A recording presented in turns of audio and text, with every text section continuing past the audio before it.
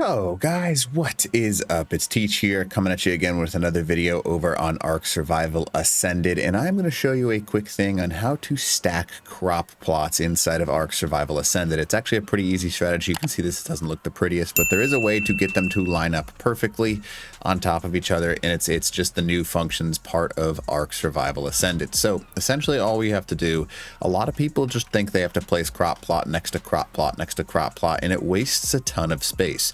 In order to stack them like this, as long as they are not directly on top of water, because you can't place them underwater, a crop plot, just click on it, and you just have to stay still, right? Staying still will allow you to place them on top of each other, and then you just go directly straight up in a line. Now, it's a saving space technique, and the people have used it in the past few arcs, but there are ways to continue to stack them higher and higher. You just have to find the actual points in order to do it.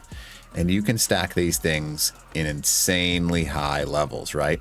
So as long as you're standing still, you can stack them as long as you want, and you just continue to slowly move your cursor up, and you can go as high as you can. Like, it's really, there is no height to it. As long as you get like another ladder or something like that, you can stack these things up into the roof, and there is no distance, right? So you can technically have, I don't even know, an infinite number of stacked, right? That's all you have to do, and it's pretty simple. Now, the cool thing about Ark Survival Ascended is you can stack them, but you can also snap stack. Now, snap stack is pretty easy. I know it's a weird thing to say because that no longer was a thing, or that was never a thing in Ark Survival Ascended. I'm going to make it look prettier. I'm going to put down some metal foundations real quick just so you can see exactly what it does.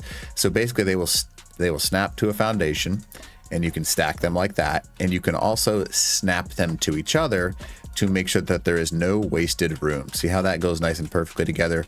Basically, you're going to want to stack those. Those work just fine. They will all gain the greenhouse and irrigation benefit if you irrigate them, and it's a saving space technique.